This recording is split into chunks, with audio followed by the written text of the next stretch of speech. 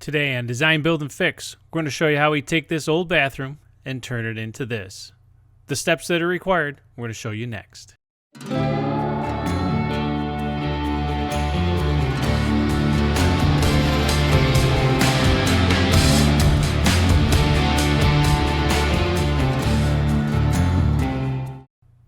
All right, so we've been in our house about 16 years, and when we built the house, we decided that we wanted to do linoleum instead of tile because we spent more of our money on the Brazilian cherry hardwood floors that you can see there.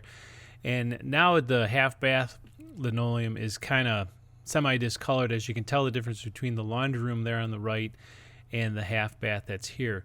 So what we're going to do is update this. We're going to put new tile floor down, the toilet's coming out, and the pedestal sinks coming out. Those will be reinstalled. And what we're going to do is put more or new trim in, just like you see there in the hallway. And we're actually going to move on to putting in some floating shelves that you'll see above there, right there where it says bath and take a seat. And we're also going to paint the crown molding at the top. And we can do that because it's just pine. I would never paint anything of cherry or mahogany or anything like that, but we're going to paint this white because it is just pine. So the first two steps in this half bath makeover is to remove the toilet and to remove the pedestal sink. Both these are relatively easy processes.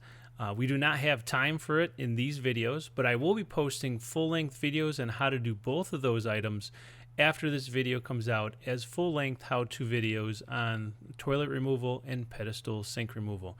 So now that the toilet and the pedestal sink has been removed, you're definitely going to want to make sure that you put a drain plug into the 3-inch pipe where the toilet used to be. This is going to prevent sewer gases from coming back out, and it's also going to prevent other things from dropping down in there. They're relatively inexpensive, $3 to $7. Here's another image of it that you can buy at any of your home stores, and all you have to do is put it in and just turn the wing nut, and it should lock it into place. Now, the next thing that you have to be aware of is that a lot of times when you take a toilet off, you're going to find that the toilet flange ring either has rusted or broken. Now, I've used metal over the years, and I've actually seen some plastic ones break and the metal ones rust away. This one's no different than all the rest of them I've done. There's only been a few bathroom remodels that I've done where I didn't have to replace the toilet flange. This one's definitely going to have to be replaced. So basically, make sure that you hit the subscribe button and notification bell so you don't miss this very important video on how to replace a toilet flange the proper way. So now it's time to take off the trim molding, and a lot of times builders, especially if you have painted molding, they're actually going to have a beaded caulk line on top of there. You're definitely going to want to take a utility knife and score that, because if you don't, when you rip off that molding, it's going to tear off the paper. Now here's my 2 cents on taking off the molding. Just throw it away. Do not be penny wise and dollar foolish. Just throw it away, because if you don't, and you reuse it, it's going to look reused. So now it's time to remove the linoleum. Now there's 2 issues that you have. First is the toilet flange and the threshold between the 2 rooms that you have to deal with. My toilet flange was screwed on after the linoleum was put in, so all I have to do is take those 4 or 6 screws out, and then I can actually take the luan out below it. The next thing is the threshold between the 2 rooms. I'm going to have to remove the hardwood threshold that's there that I installed, and then I have to make a new one once the tile has been put on. The removal of the underlayment and the luan is a relatively easy process. You set your saw to about 1/4 inch, make a straight cut, and it should come out in pretty much full sheets. Now I have a whole video on how to take out luan and the underlayment, and also how to remove tile. I'll put that link at the end of the video, and also add it to this playlist so you can refer back to it. Alright, so in order to get this piece of luan out and this piece of hardwood flooring out, I'm going to have to cut this portion out on both sides to help ease in that getting out. Now if you're doing hardwood floors, or if you're doing ceramic tile floors, you're going to want to grab one of these saws. All right, this one's a pull saw that I just got. I haven't used it yet. I'll use it today. I really like this older version. It's 2-sided. It's got 2 different size teeth on both sides. But basically what it's designed to do is to cut something perfectly flat, and it's not supposed to mar the flooring that you're riding on. So let's see how we get this thing out. All right, so the reason I'm cutting the door frame is because I want my tile to rest underneath the door frame, and in order to get the luan out and that whole piece of hardwood flooring out, I have to get it to slide forward after I cut the brads, because when I put that hardwood flooring in, I braided it through the top. All right, so to get this out, I'm going to take my Wonder Bar, hit it underneath where the nails actually come out, then take a hacksaw blade, not hooked to anything, and try and cut those out, and then see if I can wedge that up a little bit, then stick a straight edge in here, maybe a screwdriver, and slightly pry it out without marring up the other one. Not so concerned about this one, mostly because it's probably coming out. I'm not going to be able to reuse it anyways, so I just don't want to wreck those. So give that a whirl.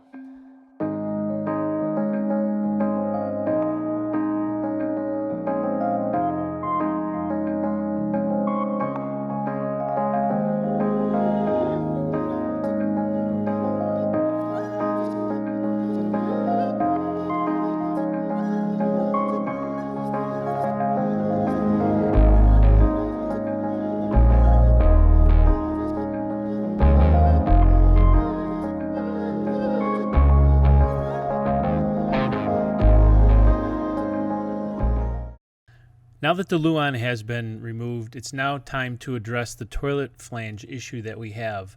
As you can see next to the parts next to me, there's about 2 or 3 different methods that you could actually fix this. Some are easier, some are more difficult. It just depends upon the situation that you're actually in. Unfortunately, this will be another 15 or 20 minute video, and we don't have time for it in this video, so make sure you hit the subscribe button and the notification bell, because I will produce a video on how to change out this toilet flange here shortly, and you don't want to miss out on that. So let's talk about the orientation of the Hardie backer board that's going down in this 4.5 by 4.5 half bath. Traditionally, I like to run my seams in my Hardie backer board to go perpendicular with the floor joists. Now, my floor joists, as you can see, run right through here. You can see the nails that are holding it down. And so the floor joists run this way, and I want to make sure that my seam in my Hardie backer board runs perpendicular to that. It just gives the seam a little bit more strength as opposed to running them this way, which is going to fall in the middle of a floor joist. So it's not the best way of doing it. The best way is to make sure it's perpendicular to those floor joists. Now, because this is a small half bath, and it does have a lot of traffic flow for it, for people come in and use the bathroom. So I like to have my seams in a lower traffic area of it. So over on this side, we have the toilet, we have the pedestal sink that's going to be here. And so I'm going to start my first sheet over here, and it's going to come and end about 3 feet somewhere in here, which is going to be close to underneath the toilet and pretty much underneath the pedestal sink. And so that's going to be a good place to actually put that. So I'm going to cut these boards. So my first sheet goes here, and I'm going to need a part of a sheet to run through here. When cutting the Hardie backer board, you're going to need a couple things: a straight edge, maybe a square, and then a utility knife that actually has a new sharp blade on it. Now, a drywall T-square works the best, but I have one, but I think I loaned it out to my brother and haven't got it back yet. So I'm going to use a straight edge and a square to get this at 53 5/8 is what I need. I'm going to double check my length. So we're good.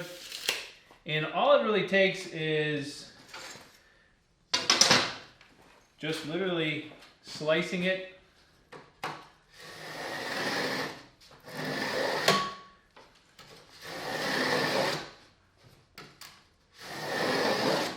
The more times you run it through, the easier it is for you to break it.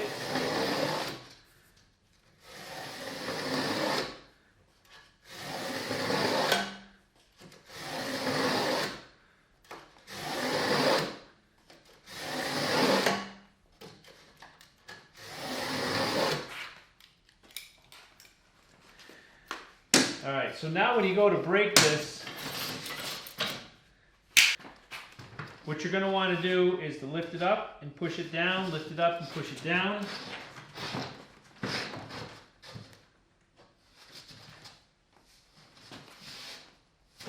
If you pull it up, it actually works a little bit better, mostly because you've already got a a divot or a slice in here.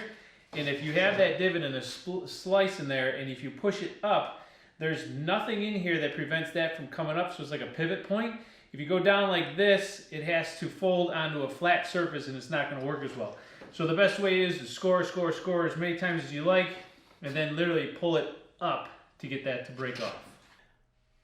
So when I built the house, as you can see here, I have a line that runs through here and it goes all the way back to the wall. And that is the center, or it's where how far it's off of the side wall where it's going to be. So what I did is I put a mark on here, and then when I have my other sheet down, I put this mark on that sheet also, and then I also saw that mark, so I marked it over here so I know where the center line is left and right. Then all I have to do is measure from here to end up being 8 inches, and I'm going to find that on my other sheet.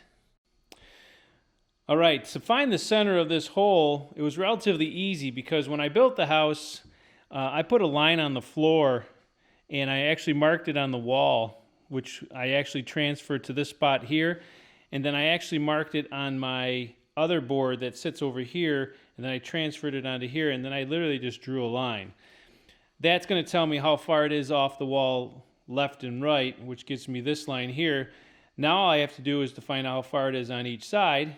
And basically I looked at my toilet flange I'm going to put down. That's going to ride on here and out here. So I measured this distance from there to there. I ended up being 5 inches. And so what I did is I measured 2.5 this way, 2.5 that way, and then 2.5 this way, 2.5 that way. And then I found something that was actually 5 inches in diameter. This is a 4-inch PVC coupler that I had in my basement. I literally just put it on there like that and traced it around.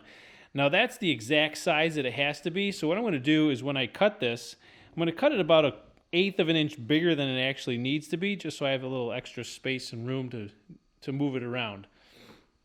When I do that, I'm going to drill a hole in here with a spade bit, then take just a jigsaw and come out and then do my circle like that. All right, so as you can see, I have both pieces down, and I like to do quite a few pieces ahead of time before I actually put any thin set underneath it, just to make sure everything fits. Now, one thing I want to share with you before you get going is one thing I want to show you. There is an up and a down side to this Hardy backer board. The one side has a grid to it, as you can see the grid, and it also has holes or indents to where you're supposed to screw this down, and it's every 6 inches or so on center. So you're going to want to make sure the correct side is up, and as you can see, the toilet flange is actually going to fit pretty well. I'm going to take this out real quick. Put this in, reach in, and if I had a smaller piece of PVC, I'd put it in there, but I don't. I'm just moving my fingers around and realize it's going to sit nicely in there, and I can move it back and forth, so I get a little bit of play when I put this down. I marked it a little bit darker, and I actually moved it. I missed by a little bit, but I moved it over a little bit, and we're good to go. So let's get some thin set out and screw this thing down.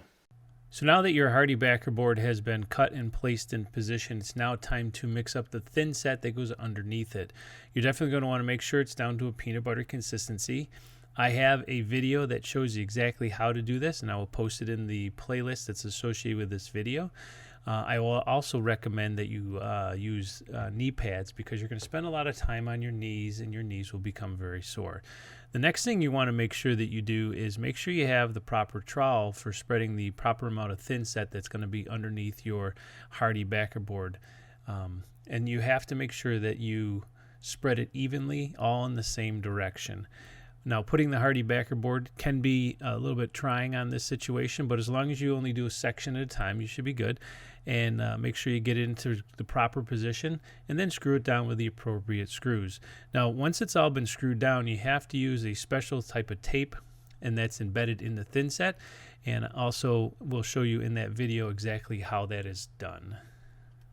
So placing tiles at a diagonal and a running bond has its little bit of difficulties, but it's really not that difficult. First thing I did is I snapped chalk lines so that the corner of my first tile can be positioned right on those chalk lines, so it's exactly in the center of the room. Then what I did is I make sure that I put the first 2 tiles down so that the thin set is actually applied to the tile. so I don't mess up my lines and I know exactly where things have to go. I also make sure that I use my 3/16 spacers to make sure that the lines between the tiles is exactly how I want it. Now, because I'm putting my third tile down, I can actually place the thin set on the floor, and I'm actually positioning the center of that next tile at the middle of the grout line between the first two, because that's going to be the running bond pattern. And I could put the tile on the floor because I know exactly where that tile has to go based on my mark that I put. After I place it down, I always make sure that I wipe off any thin set that may have squeezed up onto the tile just to clean it up. And I also, if there's any thin set that squeezes between the grout lines, I use one of those spacers to take that thin set out. Now notice I'm taking some of the thin set off the areas around that first and third tile that I placed, because I know for a fact that I'm not going to go in that direction first, and so I didn't want that to harden, so I moved it to the other side and placing the thin set there and positioning tiles. Now I do have to admit, if you're doing a diagonal and a running bond in a small bathroom, you're going to spend a lot of time with specialized cuts, but that's not a problem. Now that the tile has been down for a day and the thin set is hardened, I can take out my spacers and then move on to the grouting process. Now, because this room is only 4.5 by 4.5, I can easily have enough time to push the grout into the spaces and not have to worry about wiping it off until I get to the whole room is done. And then I go back and wipe it off, and I should have no issues. All right, so now the floor has been completely done and looks pretty good. Now it's time to actually install the baseboard and trim molding. All right, so now that the tile has been installed and everything's been grouted, we spent the time to put the baseboard molding on and the trim molding, and because the baseboard is on top of tile, it's going to require a quarter round. Now to install this, the smaller the molding, the easier it is to do the corners, because that's called coping, and it's not put in a 45, but my video will show you exactly how to do that. The bigger molding is a little bit more difficult to cope. But now you got to the point where everything's going to have the holes in it based on the brad nails, and you have the space against the wall there. All those have to be filled with either wood filler or paintable caulk, and I choose to use wood filler in the nail holes and paintable caulk on the space against the wall. Once you go through, you fill those things in. It's going to require one more coat of paint, because you really don't want to leave those exposed, even though the color is white. One more coat of paint will seal that filler in perfectly forever. All right, so the trim's all been painted. As you can see, looks like not too bad of a job. I'm not the best painter in the world, but can't really afford a painter, so I tend to do it myself. So we decided to put floating shelves up as opposed to the other shelving that we had.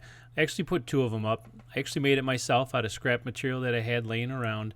The frame that goes on it was just out of a 2x4, and the other stuff that actually makes the shelf up was made out of some scrap oak that was laying around. Installation of the toilet and the pedestal sink is pretty much the opposite of how it came out.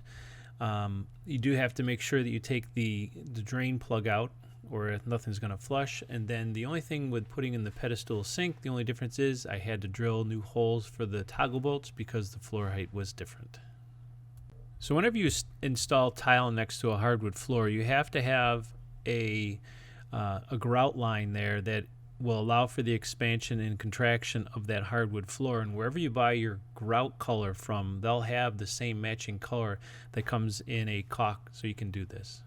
So last but not least is to apply a sealer to your grout lines. This will cause your grout to stay clean for a real long time and make it look like it was just put down yesterday. So don't forget to seal your grout. So there you have the update of the half bath. We have new tile floor, larger baseboard molding and trim molding, installed 2 floating shelves, painted the crown molding at the ceiling, reinstalled the toilet and the pedestal sink.